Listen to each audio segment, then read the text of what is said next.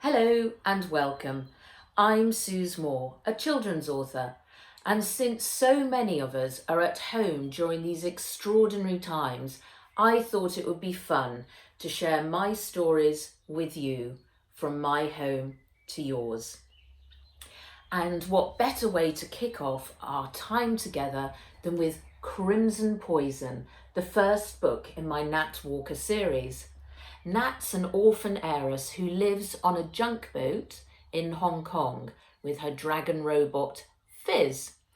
Together, they will take on fierce pirates in Borneo, befriend magnificent wolves in Mongolia, while Nat's sinister aunt, Vera, tries to steal her millions.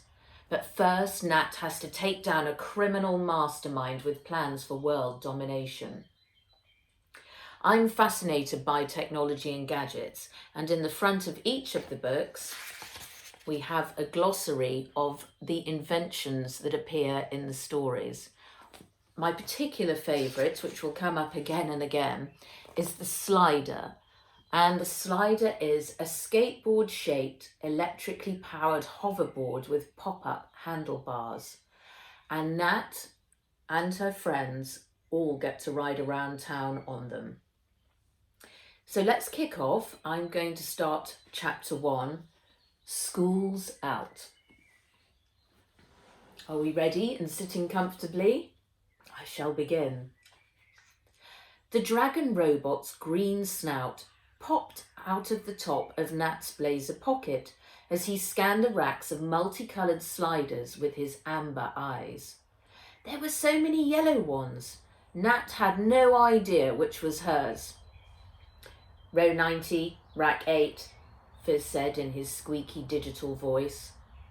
A loud bell rang out across the lawn from the main building. The other classes would come pouring out at any moment, and it would be end-of-term mayhem. Nat reached into her backpack, pulled out her sky-blue helmet and jammed it onto her head. She couldn't wait to race out through the school gates. A whole month of holiday was waiting for her.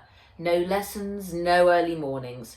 She could taste freedom on the warm afternoon breeze. Lowering her tinted visor, she ran down to row 90 at the far end of the shelter, where her custom-made slider sat in its rack. She touched her index finger to the back scanner. The rear lights lit up. The board lifted automatically off the rack, backed out and lowered through the air, coming to rest in hover mode at her side. The silver handlebars whirred up out of the top of the board, locking into place. She threw her backpack over her shoulders and hopped up. Incoming message from Central Post Office. You have a parcel awaiting customs inspection, said Fizz. Not now, Fizz, she said, reaching into her blazer pocket to pull him out. She set him down on the handlebars. His golden talons curled around the bar, and he spread his emerald wings for a quick solar charge. The scales shimmered in the afternoon sun. Loud voices and laughter erupted from behind. Nat turned to see that the other classes were out and stampeding in her direction. She caught sight of a flash of bright red hair among them. Wings in, Fizz, before Henry spots us, Zula. He snapped them back in. Nat pushed the handlebars forward, and the slider glided swiftly across the lawn. She waved at the security guard and passed through Wayward School's tall iron gates. Hi, Nat, said Wen, scooting her orange slider up alongside. Wen had already taken off her school blazer and slipped on a short lime green jacket. Nat pulled back on the handlebars to slow her pace. Wen's furry purple rabbit robot, Foo, turned her head from where she was clipped onto Wen's handlebars. Her rabbit eyes glowed bright blue when she spied Fizz, and she let out a high-pitched squeak. Fizz answered with a loud snort. Wen laughed. That voice upgrade you did makes him sound like a pig, more like a pig than a dragon. Nat shrugged her shoulders. It was the closest I could get. No one knows what a real dragon sounds like anyway. True, oh wise one, but I'm guessing a roar would be more like it. We'd better get a move on. Zula, said Nat, pushing forward on her handlebars again. Wen followed. Nat steered her board into a narrow, designated slider lane. They were in luck. It was empty.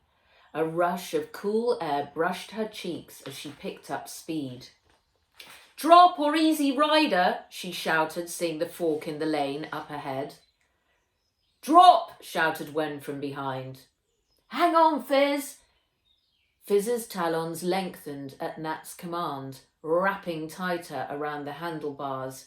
Nat leaned to the left, the board following her movement, which brought them to the crest of the peak.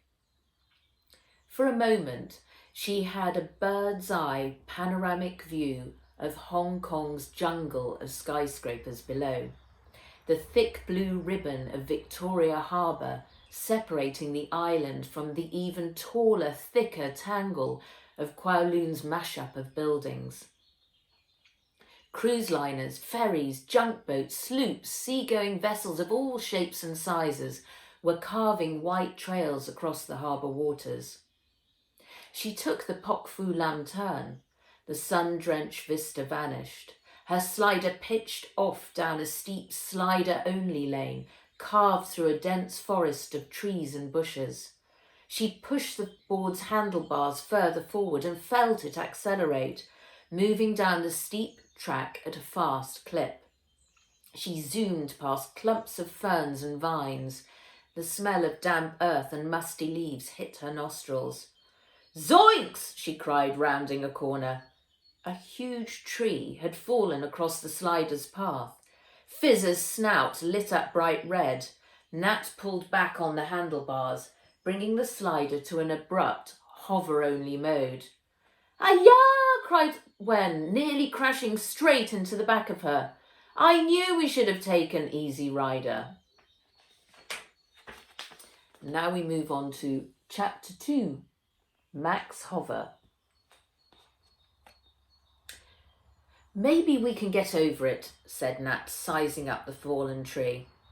No chance, said Wen. Our sliders can't hover up that high. We'll have to turn around. Nat moved the dial on her handlebars all the way up to max hover setting.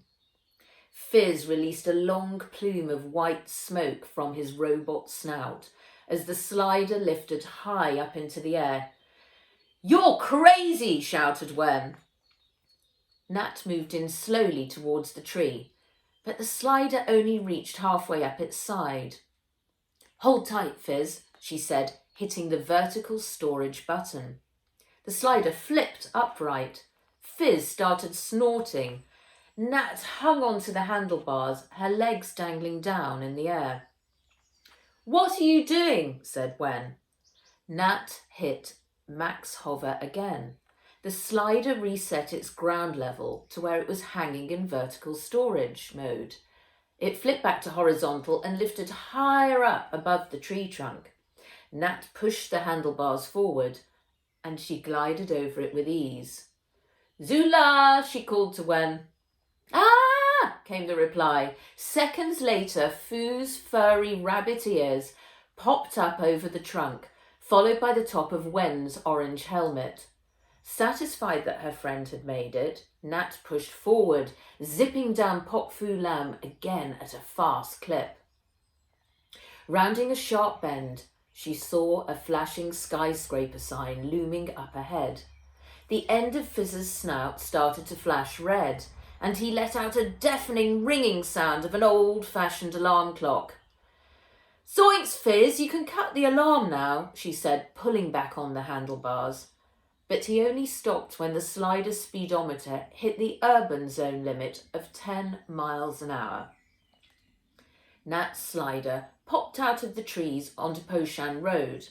Her hand flew up off the handlebars to block the glare of sunlight, which was reflecting off one of the glass skyscrapers further down the hill. Her slider detected her move and automatically slowed to safety speed. She took the opportunity to glance over her shoulder.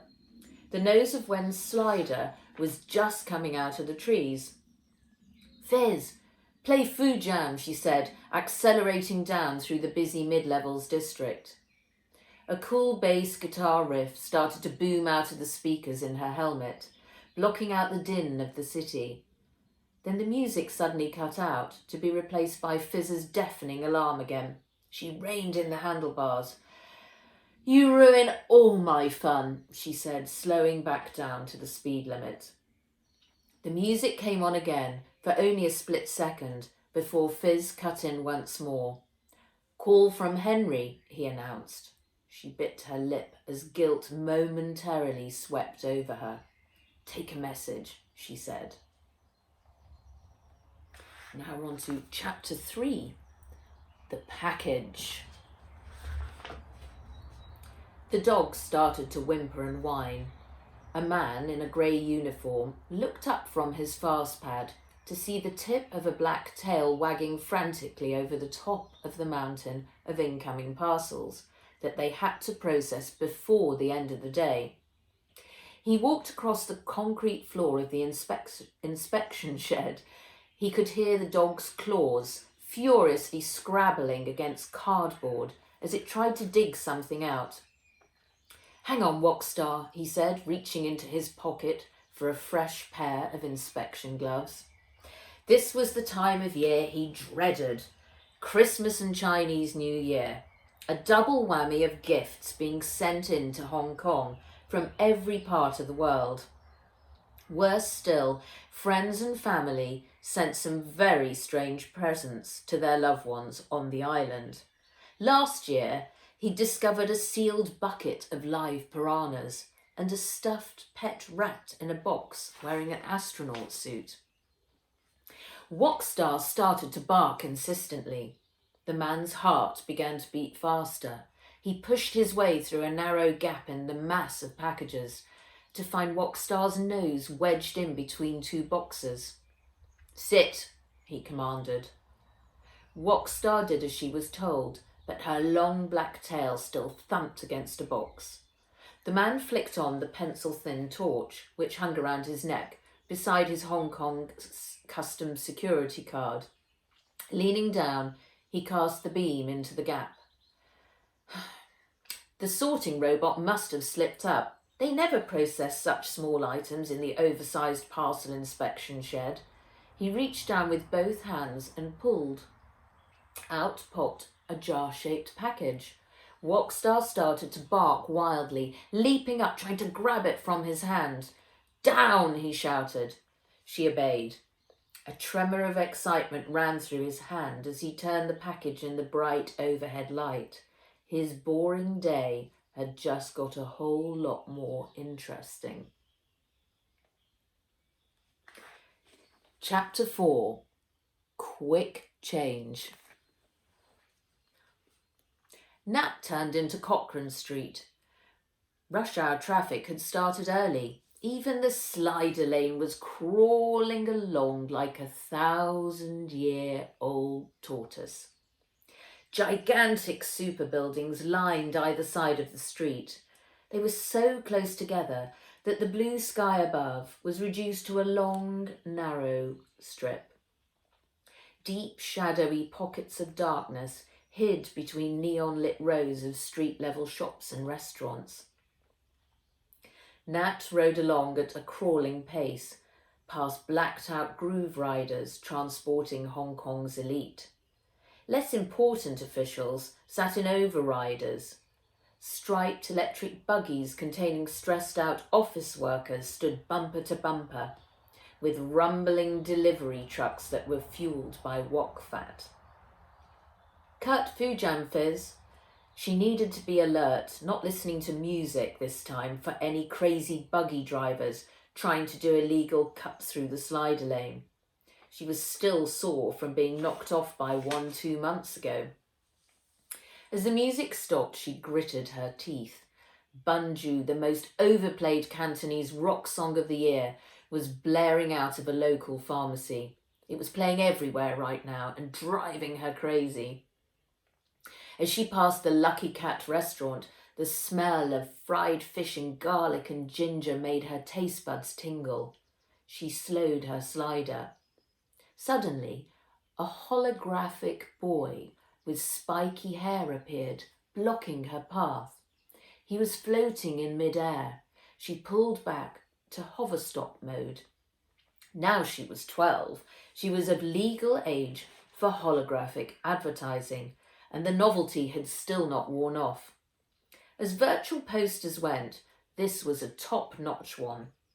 She could see they'd used the real cutest software to design and build the whole poster, so it was in true 3D, using the light and shade of the current environment outside to tone the boy's appearance.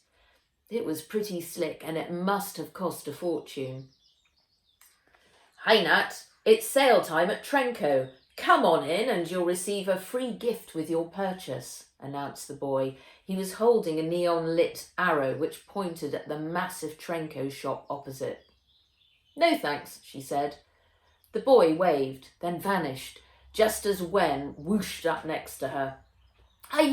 Some old lady with worst eyesight." Then Granny Tang pulled out right in front of me. I had to swerve to miss her, and then she drove her slider like a slug, she said.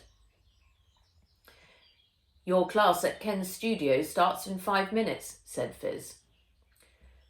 Fu's rabbit eyes lit up bright purple and narrowed. Her nose twitched. She swiveled her head around to Wen. "Get to Ken's fast. You've got 5, she squeaked at Wen, thumping her back paw on the slider handlebar. "Why do you always give me such a hard time, Fu?" grumbled Wen. "Because you're always late," said Nat, laughing. "We'd better take the fast lane. Zula!" She turned off street level, along a ramp and onto the upper slider lane, which ran above the mid-level's escalators. Ken's Jeet Kune Do studio on Lun Fat Street was located on the first floor above the Vegetarian Paradise restaurant, which had an all-you-can-eat special for $30. Nat and Wen pulled up outside and stacked their sliders in the metered parking zone. Strips of dark brown paint were peeling off the restaurant walls, leaving a sickly yellow colour that looked like an overripe, oozing banana in the hot sun. They took off their helmets and ran up the narrow stairway. A few boys were already warming up on the exercise mats that covered the floor in Ken's Jeet Kune Do studio. A couple more were practicing on the Mukjong wooden dummies, which stood lined up against the back wall. Sun streamed in the long window, making the posters and photographs of Ken's kung fu hero, Bruce Lee, come to life. Ken strode across the mats to meet them. He bowed his head and folded his arms across his chest. They bowed their heads in unison. "Sifu." "Kung fu kittens would do well to be on time if they want to become tigers," he said. "Sorry, the traffic was bad," said Nat. "And our little fox is where?" Nat shrugged, trying to ignore the stab of guilt. She really should have waited for Henry. "Go and get ready," said Ken, turning back towards the class. The girls' changing room was tiny. Ken had created it out of the old broom cupboard when Nat had joined his dojo. She was the first girl to join. Wen was the second and the last. Such was Ken's reputation that most girls attended Kung Fu Babes, where Madame Wu had a gentler way of teaching. Nat unzipped her pack and removed her white kung fu suit. She put Fizz to perch on the shelf next to Fu. Side by side, the two robots could not have looked more different.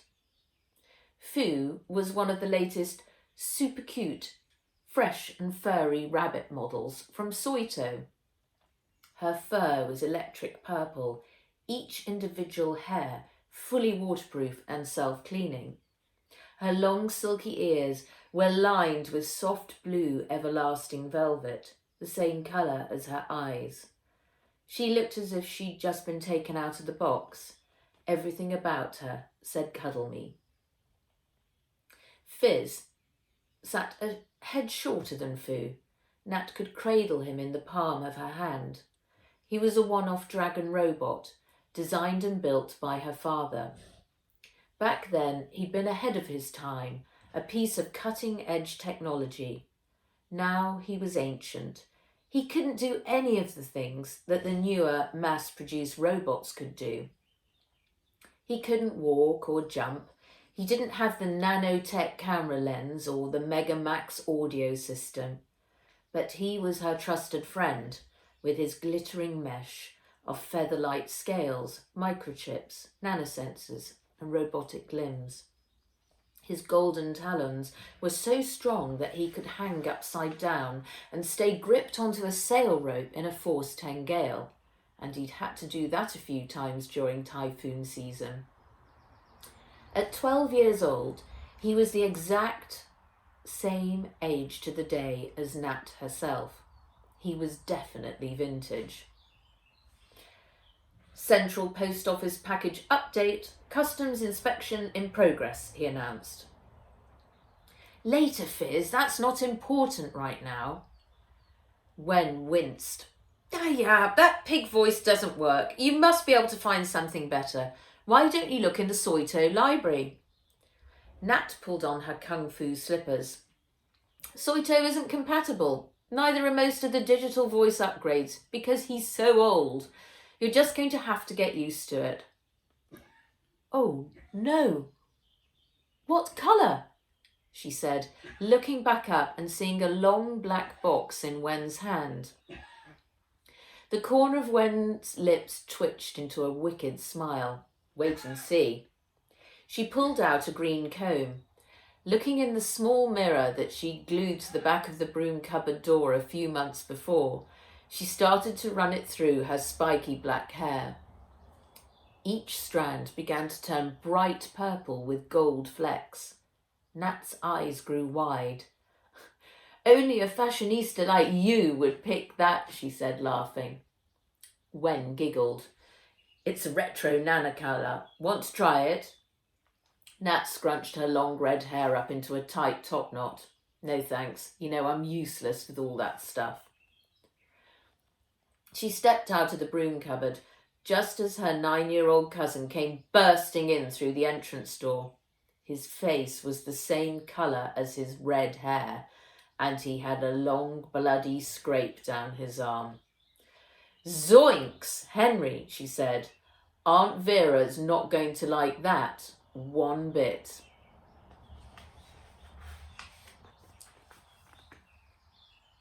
Thank you for joining me today. I'm going to read on tomorrow as we move into chapter 5, X-Ray. And we'll have to wonder what happens to Henry with his scraped arm and what that mysterious ancient package is in the customs inspection shed. Thank you so much for joining me. I hope you've enjoyed it and I look forward to seeing you again soon. Stay safe and keep well. Thank you. Bye-bye.